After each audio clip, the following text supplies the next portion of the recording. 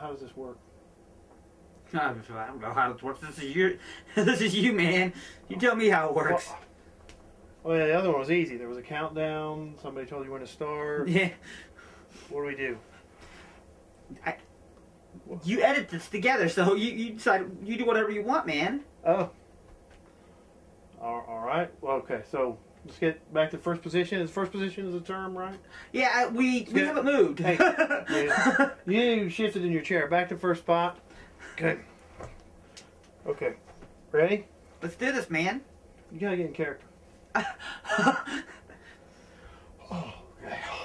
Character. Okay. Okay. All right.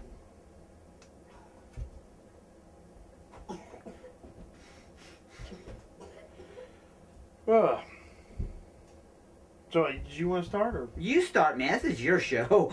you want to? All right. Let me start on. Let me get back.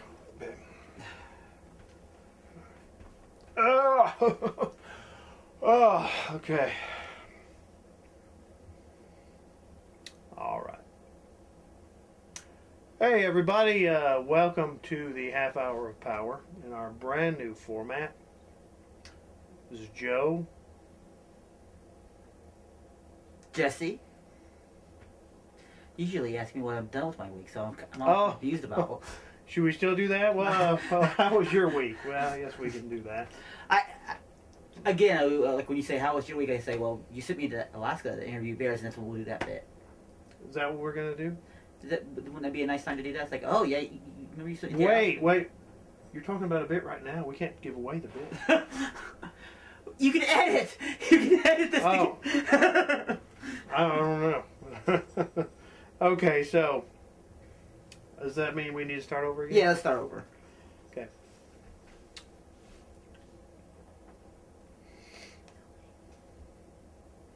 Hey everybody, welcome to the Half Hour Power. Here we are in full color, new format, and probably unfortunately for you, you can see us.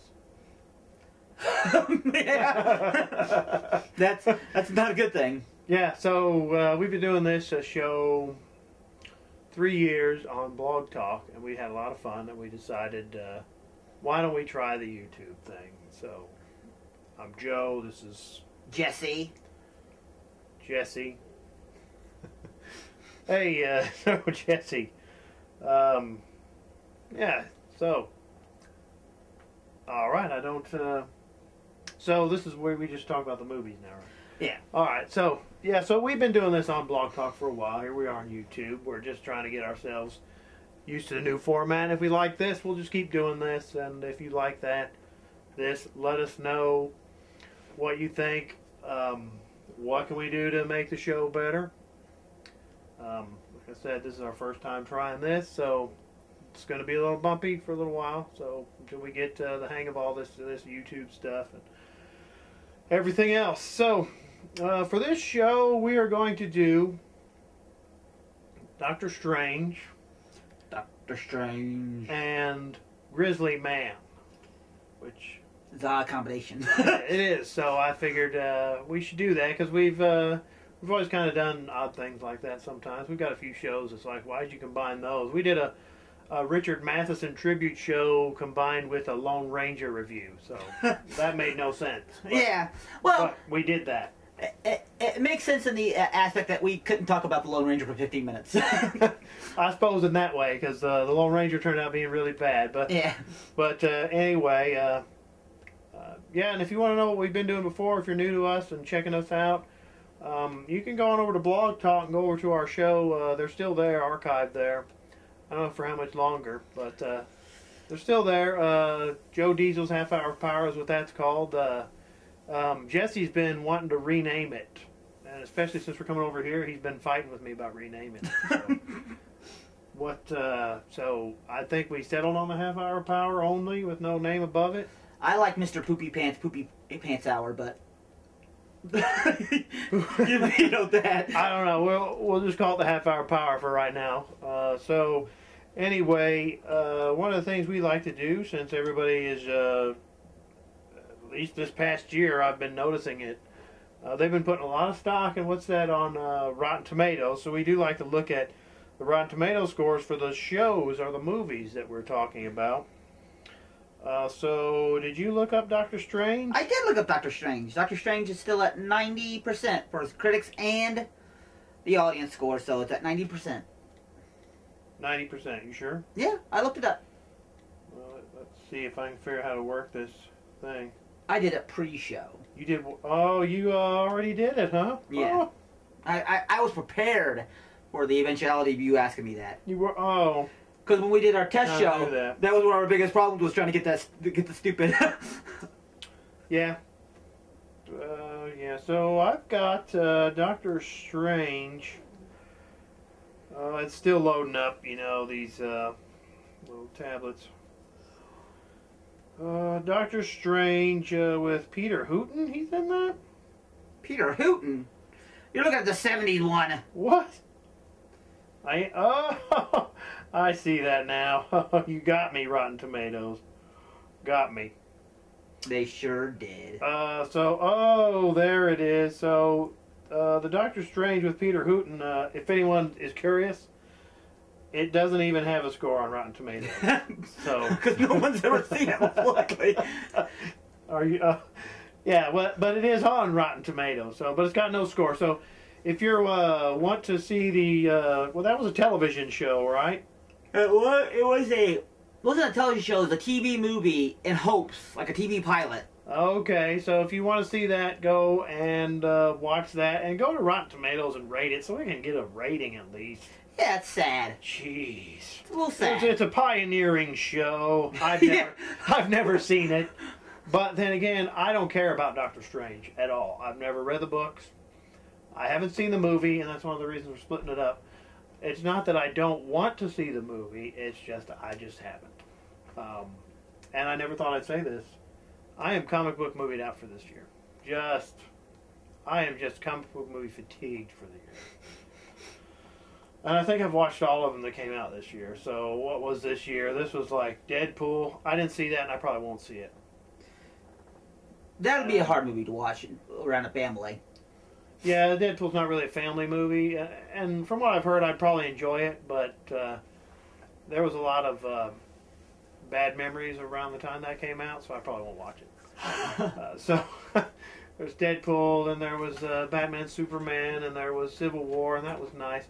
And Batman, Superman was pretty divisive, so that was exhausting talking about that. Yeah. And Civil War, that was a good one. That was a fun one. Pleasant memories around that. Yeah. Oh man, and then there's the X-Men movie. Oh, that was horrible. I don't read the X-Men at all, but I like the X-Men movies mostly. And then, oh gee, what was next? Suicide Squad. Oh, Suicide Squad. Then that was pretty divisive also and exhausting to talk about that. Tell me about it. Oh, and now there's Doctor Strange, right? Did I miss any? Nope, So there's Doctor Strange. Now, I think it looks good. I'll see it someday. But you did see it, so... What about Doctor Strange? First of all, did you ever read any of the books? I mean, that's one of the first things I think about is I've never read the books, so I kind of wonder, what are the people, the fans that read the books, what do they think about it? Because I've never read the books, mostly because I don't think there is a book right now. I don't think there's a monthly series for Doctor Strange going on right now. I believe the last, I would say, seminal work about Doctor Strange is the Brian K. Vaughan comic, The Oath. I haven't read that. But he's one of those characters that, like, I think the coolest moment I've seen for Doctor Strange in the comics in the past, I'll say for his entire life, is that his power comes from how he manipulates his hands in the comics. And in the Hulk comics, they sent the Hulk to another planet.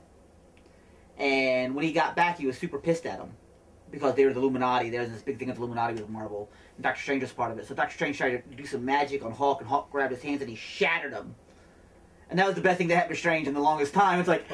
So, I mean, I really do not care about the character at all. The guy who created the character is Steve Ditko, and Stan Lee, of course. But Steve Ditko was the mastermind behind him, and as you know, he created Spider-Man, and He's just a weird fellow, and a lot of Doctor Strange has his Ayn Randian theories put in there. So when they did the movie, boy, did all that crap. The movie is fun. There's a lot of good jokes. There's good acting, of course, by Benedict Cumberbatch. I'm not going to try to pronounce the guy who played Mortal's name. He's a fantastic actor, and I love him. And I don't want to embarrass him or myself by trying to pronounce his real name. It's Chawalta something. Okay, yeah. And I don't want to embarrass myself by trying to pronounce his name. But he's in it. He's fantastic. Not Amy Adams. Rachel McAdams is in it. She's good in it. But it's a fun movie. I mean, it has his history, and of course, it's a origin piece. But it's only like 5 minutes of origin, then straight into the story. Mads Mikkelsen is good in it, who plays Hannibal on the Hannibal TV show, which we need to watch that. That sounds like it's going to be a good show. The directing is good, even though the guy who directed those movies, Scott Derrickson, has never made a good movie in my mind. All the ones before this were kind of... And I can't give him a lot of credit for this movie, because this movie really had, I think, is more Marvel success than his. Because he adapted to Marvel style and stole a lot from Christopher Nolan to get there. Aren't they all by now? Yeah. I mean, aren't they all? I mean, Inception has really changed the game. Because the whole city thing, where they keep changing the city aspects and the mirror world and all that. So, I mean, it's cool. It's fun. But like I said, I don't like that guy as a director. He doesn't do anything like that seems original or amazing with it. So I don't know. Sinister was all right. Sinister was okay. The first Sinister was all right. But again, Sinister seems like more of a success of... And I didn't think The Exorcism of Emily Rose was that bad. I did not like that movie at all. I thought that was so boring. So that would be a fun show if we ever do that, because we've never done that show. So boring. Of The Exorcism of Emily Rose. So that would be an exciting show. I'm shocked you like that. I really am. In any way. Well, that movie came out, over 10 years ago now, so yeah. I haven't seen it since. So I don't know what that says. Maybe that says I didn't like it as much as I thought. I mean, you wonder about these movies. So what about that with Doctor Strange? Would you buy this movie? Would you watch it again? I mean, I'd watch it again. But I don't know if I'd buy it. The only reason I'd buy it is, when we start collecting something, you or I, we like to be completists. We like to have the entire run of something. So if I wanted to collect all the Marvel movies, I would do it for that aspect. It's not as good as it's probably the least among the Marvel films, except for the Hulk films. I hate the Hulk films, except I do enjoy the Ang Lee one a little bit. Oh, technically there's only one. Well, I mean, let's talk about Marvel. I don't enjoy the Marvel one. I thought that one, and I'm in the minority on this, I thought the Ang Lee Hulk was better than that new Hulk. I did too. You're not. And there's a lot of people out there that are just going, I'm not watching you guys again. That's fine. Yeah. I mean, I like Ang Lee's work, though. I think Ang Lee went for more of a philosophical approach to it, which was fine. Mm-hmm. But among the Marvel movies, I have to say that I think that this one's on the bottom. It's Hulk, then this one. But that doesn't mean it's a bad movie. It's a good movie. Mm-hmm. Because Marvel is a lot like Pixar, where I don't think Pixar has made a bad movie. I know people say Cars and Cars 2, but... Cars is fun. It's fun. It's not a great movie. It's an okay movie. It's what it's supposed to be, yeah. Yeah, so they're both okay movies. But I like I said, Pixar doesn't seem to have too many strikes against themselves, and neither does Marvel, so... Okay. So I'm seeing here what time it is right now, and it's time for a break. Break? Yeah. Where are you going? Where are you going? Are you a bear and watching this broadcast right now? Of course you are. And with my service, I'll teach you the bare necessities of the bear arts. The mystical bear world beckons you to the honeypot of the supernatural. Grizzly Galactica will send you to the far reaches of the dark and hungry forest. Kodiak Crush will make you a giant bear of ferocity, and you can bounce here and there and everywhere.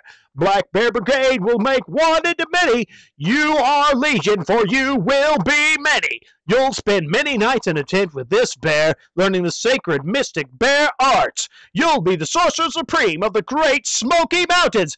Don't be scared of your supernatural talents. You're smarter than the average bear, and I mean bear. This isn't for humans, weak and tasty though they are. Contact me, Mr. Strange Bear. Patent pending. Bears, bear yourself to my mystic plane and my electromagnetic bear forces. Warning, this is for real. I am not high. These names are real magic arts and not code names for weed.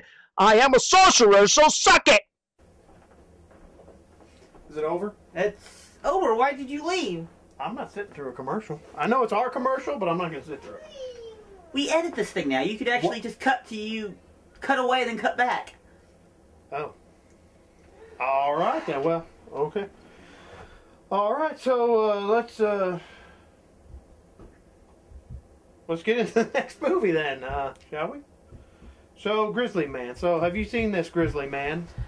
I have not seen this Grizzly Man, but the way you put that doesn't sound right. No, it doesn't. I haven't seen that. No, thank you. Thank you for asking, though. Okay, so Grizzly Man. This movie came out in 2005. What about the Rotten Tomatoes? Have you looked on that for Grizzly Man? I have not. I'm looking on Rotten Tomatoes for Grizzly Man. And so what do you think? Do critics like it? The audience like it? I mean, it's a Werner Herzog movie. What do you think? Werner Herzog used to make movies. Now he only does documentaries. That's true, he does. But he is a weird fellow. He made that Nosferatu that you love so much. Oh my God! Someday we'll do a show on that. Yeah. And looking up something here for him. He made a movie called Piscardo. Have you heard of this? I've heard of it, but I've not seen that one. The whole point of the movie is that this guy's trying to get a riverboat over a mountain so he can get into the Nile River and start a gambling casino boat. And this is a true story, and this guy did it. So when Werner Herzog made the movie, he tried to do the same thing by pushing this riverboat into the mountain. So some guy made a documentary about it. I can't remember what the title of it is. Burden of Dreams. That's what it's called, Burden of Dreams. And basically, Werner Herzog went mad while he was making that movie because he was trying to get that riverboat up the mountain. Oh, okay. So that's how weird that man is. He's a weird man. Yeah. So the tomato meter here is Grizzly Man is certified fresh, 92%. The audience score, 85% liked it. So pretty good ratings on Rotten Tomatoes. So yeah. Judging by that, this movie should be making $1 billion. But this did come out 10 years ago before everybody was yelling about that. I want to ask a question about this Rotten Tomatoes thing. How many people have actually went in there and scored it, though? Well, you got user ratings. There's over 50,000. Uh-huh. Now, you got the written reviews, so they got reviews counted 137. The average rating is 8 out of 10. So, I mean, I guess you can just... I don't really do much on Rotten Tomatoes. It's just been... And I think we talked about this on our blog talk show. It's just been... We did a whole show on how odd we think this is, and we might talk about it from time to time here. Right, but I mean, that's why that's not $1 million movie, because only like 4 people liked it, you know. Well, I mean, it's got a lot of reviews. It's got over 55. But anyway, this is one of those things where it's just, I heard about it, what happened to this fellow, Timothy Treadwell. If you don't know, he loved grizzly bears, and he wanted to go study grizzly bears. So he went out to Alaska, and he would live there. He lived there for 13 summers with grizzly bears. Okay? And it wasn't like he was off in a distance in a big safe house, big safe structure where they couldn't get in and kill him. He just he pitched a tent right there where they would be, and that's where he was. Sorry. Was that the wrong term? No, it's the right term. It's just the way, because that's what he did.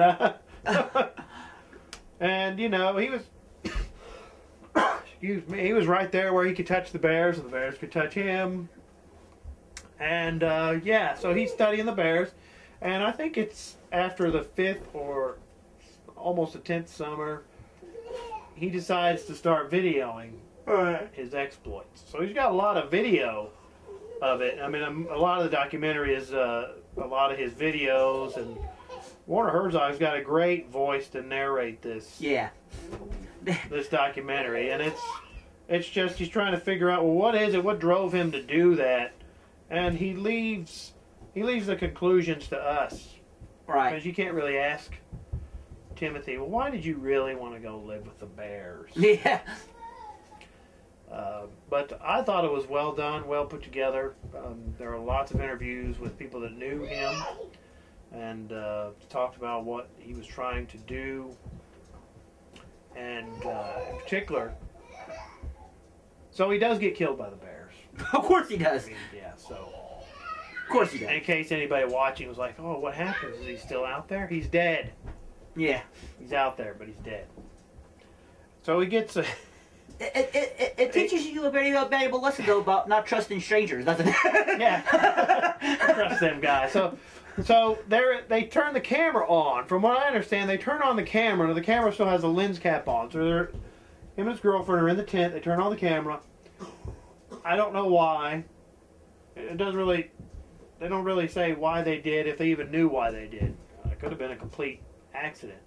But his ex-girlfriend has the tape, and she never listened to it. So there's a really cool shot of Werner Herzog with earphones on, and he's listening to it. And she's watching his reaction. Mm-hmm. She's looking at him just to see what is on his face. And he finally stops, and he looks at her and says, you should never listen to this. Never listen to this. You should destroy this right away. So from what I understand, it's in a bank vault. So we'll never hear it. And we don't need to hear it. Mm-hmm. We just don't. You could probably see plenty of goofy things like that on YouTube. Well, that's not goofy. Yeah. That's bad. You could, if you really want to see something like that, you can find it on the internet somewhere. So, I mean, that's what I mean by that. But you get to a point in the documentary where it describes what he did, and he did something different that summer. From what I got, he left and came back because he got angry about the airline or something like that. So he came back and stayed longer than he normally would have stayed. So all the bears who knew him were gone. So it kind of makes me wonder if he didn't stay longer or do something that he didn't normally do, if he'd still be there doing it. And he probably would. Yeah, but there was a bear there that's not usually there when he's there. And he called it, I believe, the grumpy bear. Grumpy bear. Yeah. Something like that. But it was just a bear that was struggling to eat and all of that stuff. So it eventually ate him because it was getting close to the hibernation time. It was trying to fatten up, and there they are eating them. So he did. Yeah. They got eaten. So, yes. So, Grizzly Man, I caught it on Netflix. I don't know if it's still there. They rotate stuff, so I caught it. So I watched it. What? And I enjoyed it. I'd watch it. It's just fascinating to me that people get this... I don't know. There's a show, I think, called Fatal Attractions with some of these animals where they have these exotic animals, dangerous animals as pets, and they ultimately end up mauling them or killing them. So I kind of don't understand that. Yeah. So I watched this documentary. Anyway, now, when you watch this documentary, does he have a background that would say, "Hey, you should go out and study bears"? Not that I got. He was just totally self-taught. It just seemed like he was fed up with the world and wanted to be away from everything. But I guess he felt he could still be useful by studying bears, because he did in the times that he wasn't living out there, he would go and give lectures to school children and show them videos. Yeah. This sounds like a 2-hour-long episode about Wicked Attractions. Yes, it was. it kind of was. So, yes. I see we are running out of time here for our first YouTube episode. Mm-hmm. I will see Doctor Strange someday. What are your last thoughts about Doctor Strange? I'd say go see it. It's worth seeing. I mean, it was nice because I didn't pay to see the movie. And when that happens, I have a lesser opinion of them than I usually, I usually have a better opinion of them. But it was good. I like I said, I wouldn't buy it, but it was given to me as a gift. I'd keep it. But it's a good movie. Okay, so I'd watch Grizzly Man again. I mean, I didn't pay. I mean, just the Netflix subscription. So. Yeah. But I wouldn't have been disappointed if I had gone to the theater and paid to see it. So it was a fascinating documentary to me. Yeah. Okay, so that's all the time we have right now. So leave us comments. Tell us what you think. How can we get better? What are we doing you don't like? First episode, so probably the whole thing. We'll see you.